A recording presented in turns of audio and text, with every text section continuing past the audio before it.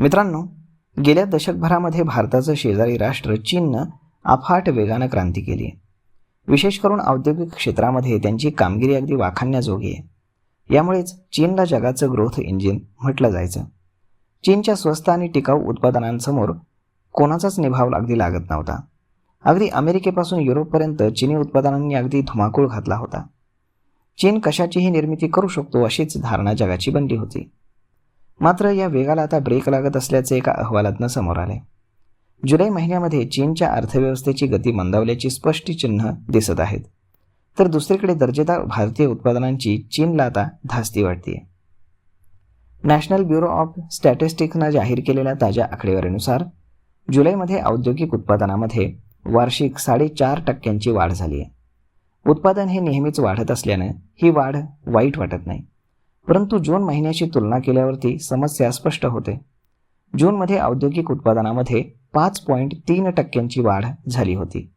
याचा अर्थ एका महिन्यामध्ये वाढीचा दर हा 0.8% मंदावला आहे. कोणत्याही देशाचं अर्थचक्र सुरळीत चालण्यासाठी खरेदी दर चांगला राहायला पाहिजे.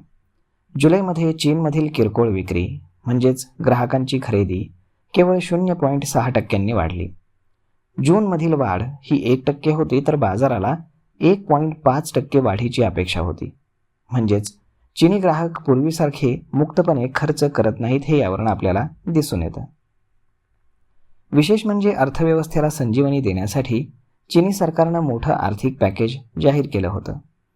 वाहनं, घरगुती उपकरणांवरती अनुदानं जाहीर केली. मात्र जुलैमध्ये या योजनेचा वेग मंदावला. सिटीच्या विश्लेषकांनुसार जूनमध्ये अनुदानानंतर दैनंदिन सरासरी विक्री ही 9 अब्ज युआन होती, जी जुलैमध्ये घसरून 6.3 अब्ज युआन म्हणजेच $93.84 कोटी वरती आली. ऑटोमोबाईल क्षेत्रामध्ये लागोपाठ 10व्या महिन्यामध्ये विक्रीमध्ये घट नोंदवली गेली. जुलैमध्ये चीनला 3 मोठ्या चक्रीवादळांचा फटका बसला. पूर्व आणि दक्षिण चीनमधील उत्पादन केंद्रांमधून लाखो लोकांना स्थलांतरित करावं लागल्यानं कारखान्यामधील उत्पादनावरती विपरीत परिणाम झाला.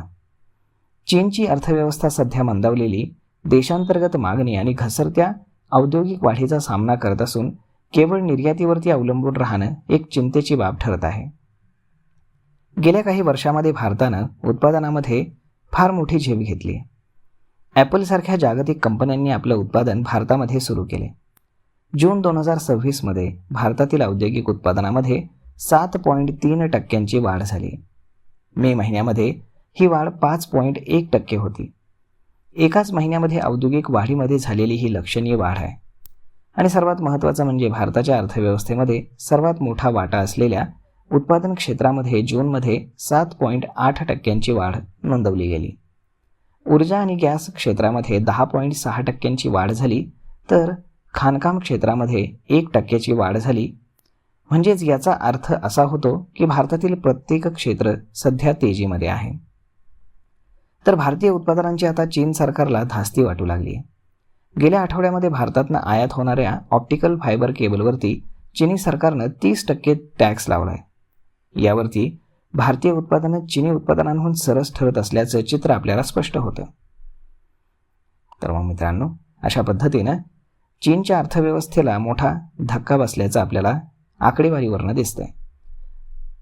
तर मग मित्रांनो, यावरती आपलं मत काय हे तुम्ही आम्हाला कमेंट करून नक्कीच सांगा.